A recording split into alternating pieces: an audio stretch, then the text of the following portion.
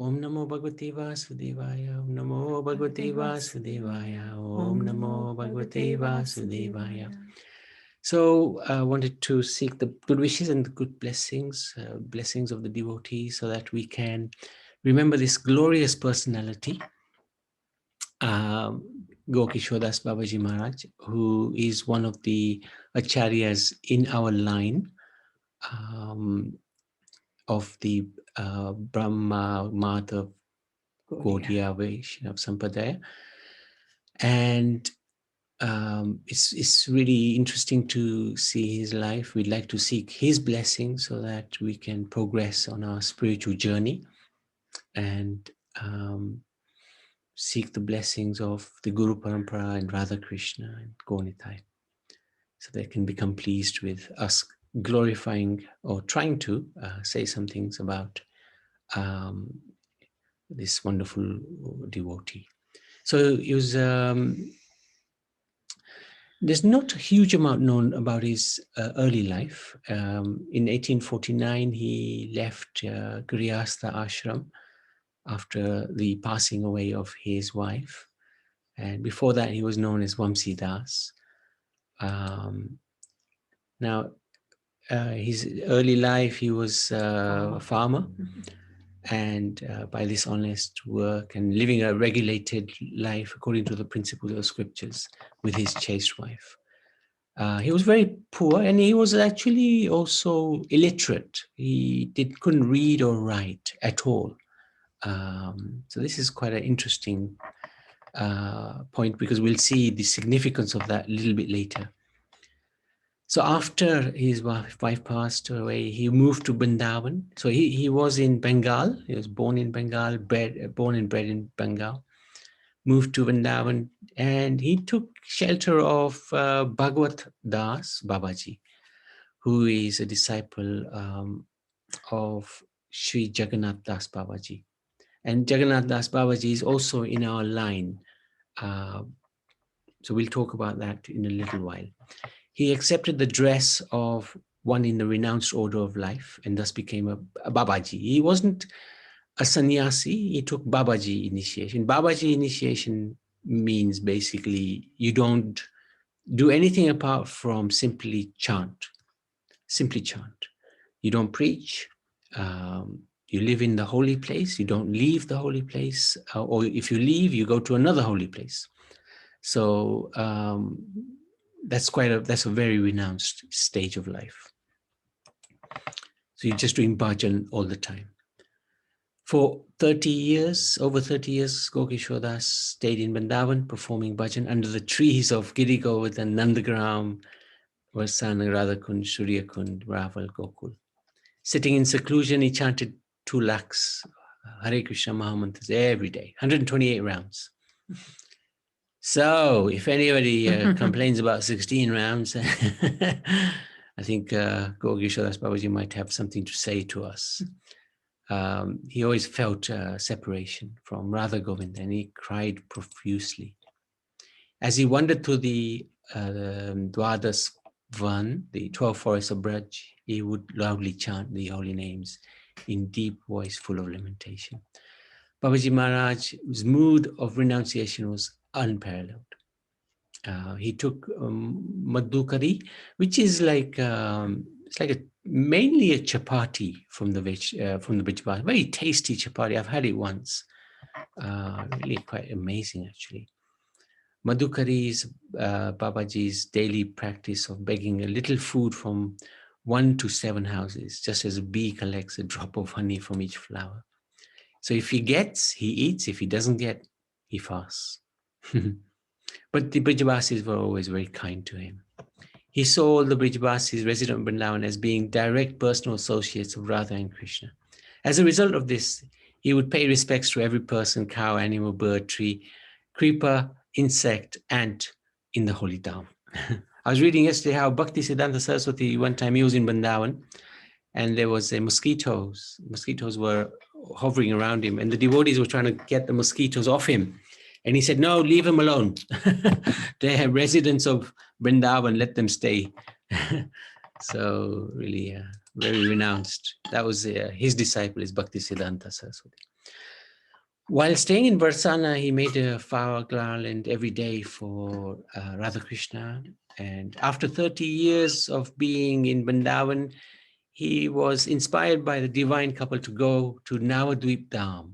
There he visited all the different Leela sthans, Leela pastimes of Gauranga.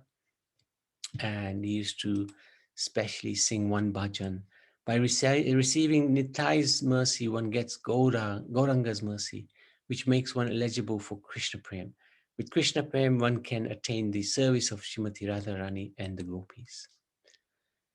So, as we've said, he was very renounced and completely detached. He would wash discarded clothes to cover his body. So he would go to the Ganga, say, and he would find clothes which had been thrown away by others. He would wash those and wear those. He was very, very detached. He would drink from a rejected clay pot. His diet was parched rice. Is Kaushalya there? Parched rice mixed with Ganga water, or simply some mud. Sometimes he would just take some mud from the Ganga's banks and sustain his life that way. So yesterday we had a question. Was it from Kaushalya? She was asking how come,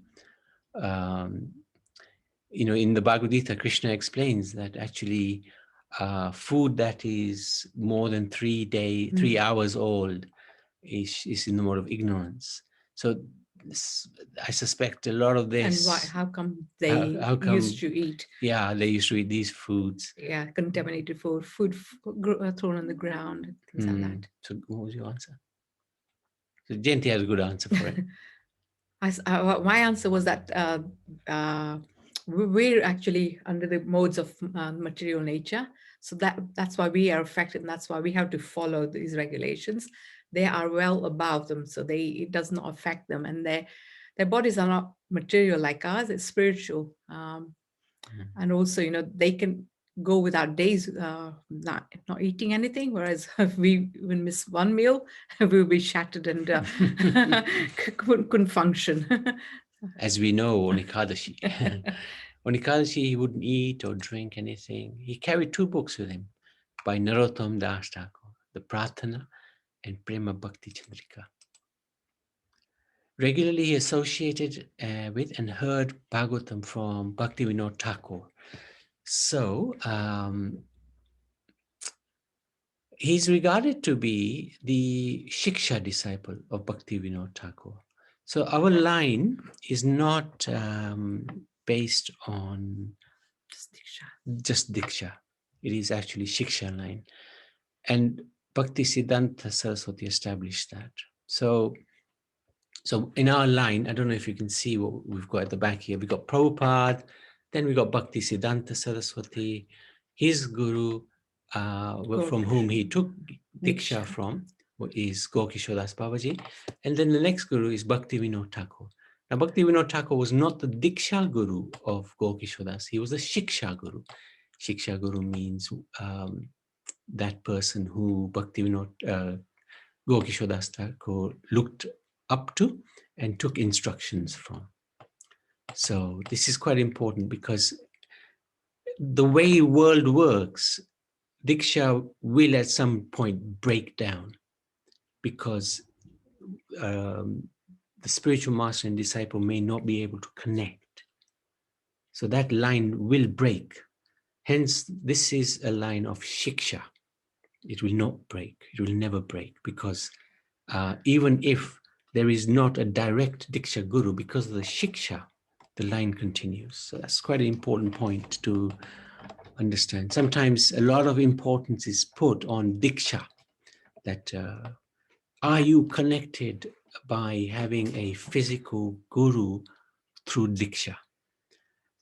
But that's actually not what Bhakti Siddhanta Saraswati recommended, because at some point that Diksha line will break, without a doubt, because that's the way of the world. Time will destroy everything. So he was constantly absorbed in bhajan, as we already described. He didn't have any desire to make disciples. right? So these Babajis, they were very, very simple. They were just fixed on Krishna consciousness. However, Bhaktivinoda Thakur, he sort of requested Gokishadas Babaji to accept his son, Bhaktisiddhanta, as a disciple. So what happened? Bhaktivinoda Thakur, he had a bhajan kutir made for Gokishadas Babaji on his property in Godrum Dweep. And I think maybe some devotees have been there. It's a very beautiful place. Overlooking the Ganga, you will, from his house, you will see the TOVP, the temple at the headquarters of Hare Krishna movement. So when the time came for Bhaktisiddhanta to take Diksha, who he was known as Vrishabhanavi Daite, then Bhaktivinoda advised him to approach Gokishodas Babaji because he was the most elevated soul of that time. Bhaktivinoda Thakur was the father of Bhaktisiddhanta, his first instructor, but the etiquette was that one should not take Diksha from one's biological father. So Bhaktivinoda Thakur sent him to Gokishodas Babaji. He was Bhaktisiddhanta, we sort of know, right? I think everybody knows here. He was very highly literate. By the age of 7, he'd memorized the whole Gita, and he could explain the verses. He had a photographic memory, so he would read all the books in school, and they would have to buy more books for him to read. By the age of 25, he'd written many articles, published a book, Surya Siddhanta, which was about astronomy. Highly educated, literate. But Gokishodas Babaji, hardly educated, and he was not literate at all.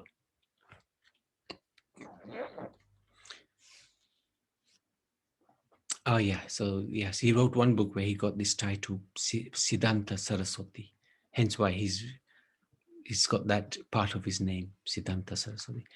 The first time Siddhanta Saraswati approached Srila Gokishodas Babaji, the Babaji refused to accept him.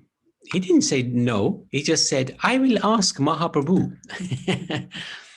So Bhaktisiddhanta returned and told his father what happened. But Bhaktivinoda said, keep persevering. You can't just give up like that. You must go back and beg with all humility. So he went back after a few days, maybe a few weeks. And Gokishodas Babaji said, oh, yes, sorry, I forgot to ask Mahaprabhu. So then again, he returned home, upset. But, you know, Gokishodas Babaji was a pure devotee, and Bhaktivinoda Thakur kept urging his son, keep persisting. So eventually, he went to Gokishodas Babaji and he said, look, if you fail to give me, Bhaktivinoda Thakur said, if you fail to get initiation, don't come home. So he left home, and he felt very hopeless, and he was feeling even give up his life. And he went to Gokishodas Babaji and he appealed to him. And Bhaktisiddhanta Saraswati just threw himself at the lotus feet of Gokishodas Babaji in abject humility and complete surrender. Finally, Gokishodas Babaji accepted him, and Bhaktisiddhanta had shown him that he was free from any tinge of false pride, even though he was so learned and literate and his guru was uneducated. So it's said that Gokishodas Babaji only had one disciple, and that was Bhaktisiddhanta Saraswati Thakur, who had, it is said, 50,000 disciples, something like that. So quite incredible, quite incredible. Srila Prabhupada remarked that Gokishodas Babaji was illiterate and could not even sign his name, yet he became the spiritual master of the best scholar of the time. Even though he was illiterate, scholars and public servants would approach him with their questions on Bhagavatam and Shastra, because he was very realized. He understood the Bhagavatam very well, and he could answer their questions to their full satisfaction. So sometimes devotees would read various scriptures for him, and he would comment on them from his deep spiritual realizations. To keep mundane people from approaching him for material boons, he once resided in lavatories for 6 months. This is pretty drastic, but many people used to come to him and ask, please bless us, we're getting married, or please bless us to have a child. And he got so fed up, he actually locked himself into a toilet and he would chant in the toilet. He believed that associating with materialistic people was much worse than the smell of stool in the bathroom. So you can see his mood of renunciation was pretty strong. One time a Calcutta doctor came to open up a free health clinic in Navadvip. Not a bad thing to do, right? Free health clinic. If you really want to live in Navadvip, then give up your desire to run a free clinic for healing sense enjoyers. If you want to render substantial service, then renounce everything except what promotes Hari Bhajan. All other kinds of duties and services simply bind one to the ghastly cycle of karmic reaction. So he didn't mince his words. He was very clear in his focus of bhakti or Krishna consciousness. And he would advise in the same way because he didn't need anybody's wealth or he didn't need to pamper anybody. He would just speak his mind, which is really very, very good. To newly married man, he spoke as follows. A Vaishnava wife is extremely rare and difficult to find in this world. If one has the good fortune of having one, he should see it as a benediction from Krishna. The wife worships the husband as her Lord and Master. Similarly, the husband should worship the wife because she is Krishna Dasi, a servant of Krishna. In this way, the husband can protect the devotional enthusiasm by not considering his wife to be his maidservant, but she's always the maidservant of Krishna. So very, very nice instructions there. How difficult it was to get the service of Babaji Maharaj is illustrated by the following example. Once the Maharaj of Kashi Bazaar, Manindra Chandra Nandi Bahadur, sent someone to fetch Babaji Maharaj to his royal palace. At that time, he said, if I were to go to the king's palace, the desire for riches would arise within me. So in the king's company, mutual ill feelings would develop between me and the king. If the king wants to be my friend, tell the king to leave behind all his material opulence and the objects of the enjoyment and come here where I am. He can live here with me and live just as I am doing. He can make a small covering out of a straw like those used for covering the boats used by fishermen. There, the two of us can live, the king and I, and together we can worship Hari in great ecstasy. So his expectation was very high in terms of renunciation. He who wants a bhojan, this is a really incredible instruction. Eating palatably will spoil his bhajan. So whoever likes bhojan will spoil the bhajan. That was his favorite quote. In other words, eating here and there simply to gratify the tongue, bhojan, destroys any attempts to worship Krishna, bhajan. So once a devotee ate some festival prashadam, so you'd think, what's wrong with that? In his bhajan kutir, in Kishora Babaji's bhajan kutir, Babaji Maharaj would not speak to him for 3 days. On the 4th day, he said, you accepted festival prashadam given by low-class harlots and beautiful women. Because you took food without considering its origin, your bhajan is useless. This is pretty heavy stuff. Once on the anniversary of the disappearance of Sanatana Goswami, he said, this afternoon we shall have a great festival, a Mahotsava, for this holy day marks the passing of Sanatana Goswami. So his servant, who was nearby at that time, heard him and asked, where will you get the things we need for a festival? So Babaji Maharaj explained, we have no need of anything. We may fast and chant the holy name of Krishna. And in this way, in this humble way, we shall enjoy a great festival. So that's a really good example as well. Sometimes we may not be in a position to celebrate with some pomp a particular celebration. The best way to celebrate is chant, fast and chant. The first Janmashtami festival Prabhupada held, right, in America was an amazing festival. They read the Krishna book all day. And at the end of the day, Prabhupada said to everybody, you have to fast until midnight. So everybody was expecting a big feast at the end of the day. Prabhupada cut up an apple, offered it to Krishna, and passed it to everybody. That, he said, was the best festival. So we sometimes have a huge expectations. We make tons of offerings. And of course, the idea is we're going to enjoy those offerings after midnight. But if that's the mood, that bhajan will spoil the bhajan. So many devotees have the attitude that when it's a special day, like Sri Krishna Janmashtami, even Radhasmi, they don't feast at midnight or at midday. They fast all day. And all night. And all night. And yeah. Honor next day. Honor the next day. So that we get away from this mentality of, I'm really going to enjoy that gulab jamuns that we made for Radharani. You know, that's a huge problem. So a little bit of extra austerity. I must admit, I haven't done that, but I'm definitely thinking down that route now. Anyway, let's see what happens. One day, a resident of Agartala, named Nirendra Kumar Sena, came to visit Babaji Maharaj. He wanted to know the Siddha Pranali, the path of perfection.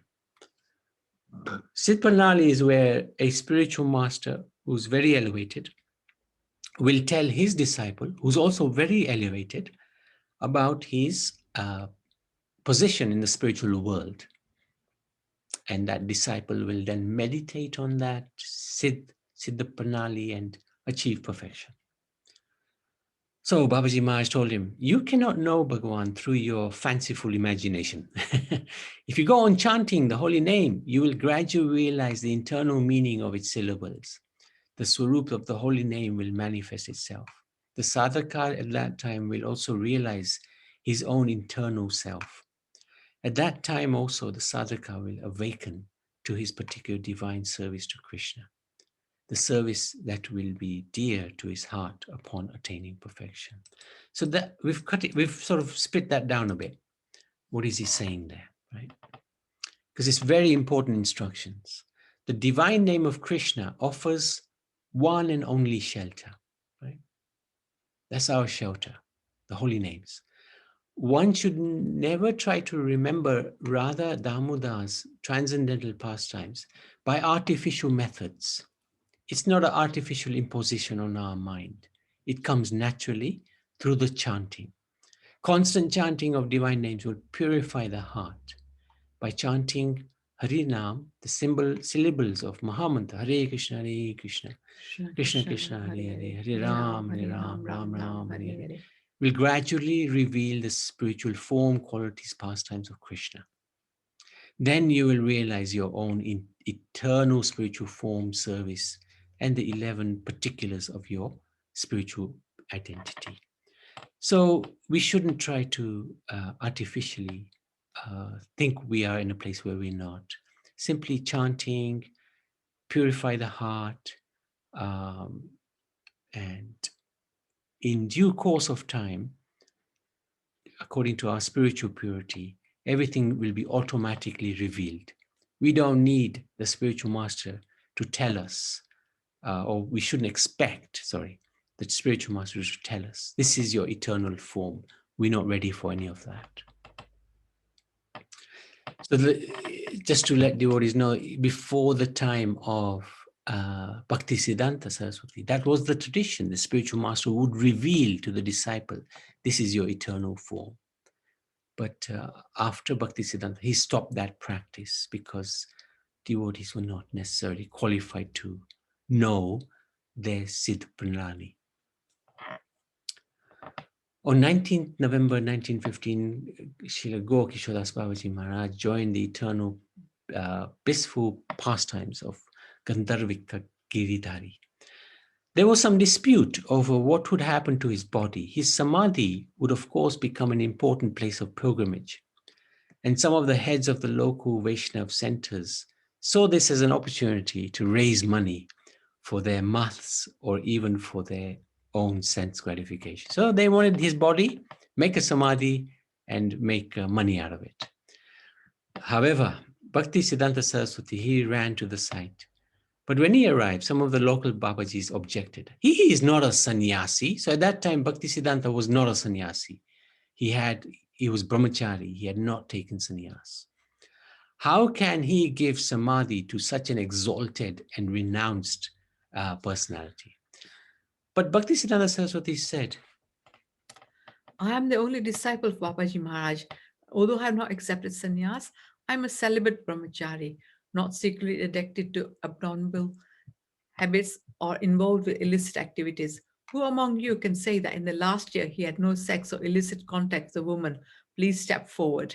Everybody was silent. Then he challenged. Who has refrained for the last 6 months?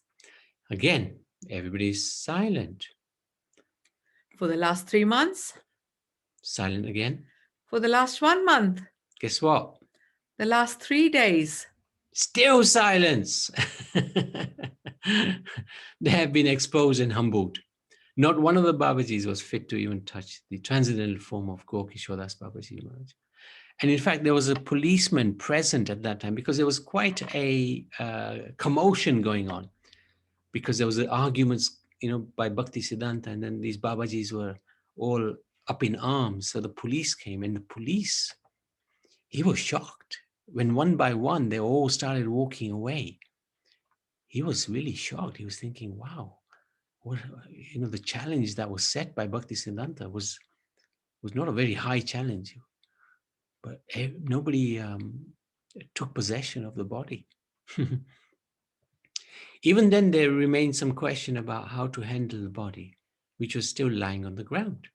Out of his great humility, Gaura Kishoras Babaji had instructed that when he departs, his body should be dragged to the streets of Navadvip so that it would be bathed in the dust from the feet of the Vaishnavas who had walked the holy ground of the town. So many of the townspeople proposed to take the body and drag it through the streets of Navadvip. But Bhaktisiddhanta Saraswati stopped them. Although we are fools and offenders, still we can try to understand the true meaning of Babaji Maharaj's humble request. After the departure of Thakur Haridas, Lord Chaitanya himself took the spiritually blissful body of the Thakur, Haridas Thakur, on his lap and danced. Following the divine example of Mahaprabhu, let us also bear Babaji Maharaj's blissful body on our own heads. So this proposal was made by Gaura Kishoras out of humility. But it's not that we actually put that proposal in practice, because he did it out of humility, but we need his blessings. So this was the point he made. In Brajalila, he serves Srimati Radharani as Gunamanjari. His beloved disciple Bhaktisiddhanta Saraswati Thakur established his samadhi on the banks of Sri Chaitanya Mat Radhakund in Mayapur. And many devotees may have been there, near the Yog Pit in Mayapur. So that was what I wanted to share about Gaura Kishoras Babaji Maharaj. Are there any questions, any comments? It's a pretty austere personality, tough one to relate to, but a very strong link in our Guru Parampara.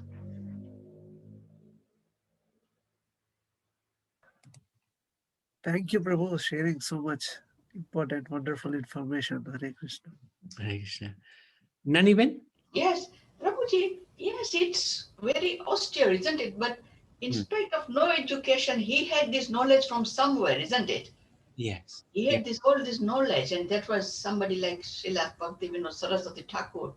He wanted initiation from him to learn from him, in spite of himself being a so scholar. So somebody, Krishna or Hmm. sort of Chaitanya Mahaprabhu, somebody was guiding him, Yeah. isn't it? Such Yes. an austere life, we can't even think of reciting in a toilet, but Yeah. Yeah. It shows the level of his realization, I think. As you said, he's obviously a self-realized soul from his birth, because there's no discussion about his early life and how that he. we are going to ask, what was his? Yeah, I couldn't find anything. In fact, there is a book which I couldn't find. Maybe I didn't look hard enough, but I didn't find anything about his early life. Yes, Was his Prabhu, I passing? also didn't find here. Many times devotees say, but this only they say that they never say. I also never heard Mm. till Mm, now. mm. Yeah, yeah. And sometimes you said, no, Prabhu, they want blessings, Ashirwadas from Gaur Kishore Das Babaji. So I heard that he will bless like that. Your life should be destroyed completely. Those who come to get, I mean, materially, so that they'll get spiritually. That's right. That's right.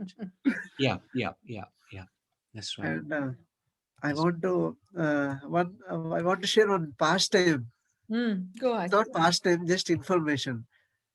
So one gentleman was speaking to Bhakti Siddhant Maharaj that you are Ghostanandi and you are not following your Guru Maharaj, and you are quietly you wear suit and you look like a young gentleman, and whereas your Guru Maharaj is a peaceful bhajananandi. And so Saraswati Thakur replied, my Guru Maharaj, uh, he's saying that my Guru Maharaj, he is battery to me for my all activities. Without him, I'm nothing. He's saying like that. Uh, mm. That's so right. my Guru Maharaj just sitting and chanting and didn't mix with public, but he is my battery. You understand? He's my battery of all activities. Just by his sitting and chanting, he preached all over the world. Bhakti Siddhant Maharaj saying. So this was I read in Bhakti Siddhant Vaibhav. Haji, Haji. That's really nice. Nice for you to share. When we do Bhakti Siddhanta Saraswati's life history, which will be at the end of December, Rohit, I'm happy for you to put something together from that book. I will put something together anyway because I like to, but I'm happy for you to present something, huh?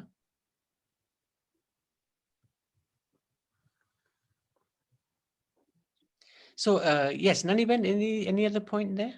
Anything else? No, just like a bit of a thinking about Babaji, isn't it? Yeah. Yes. He was strict. Jagannath Das Babaji, who is the Acharya of Bhakti Vinod Thakur. Yes, I was going to ask, what was his name?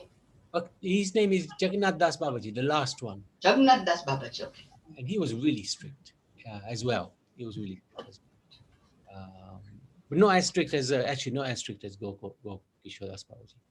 But he also was very renounced personality. Again, we'll hopefully talk about his life when the appropriate time comes. Okay.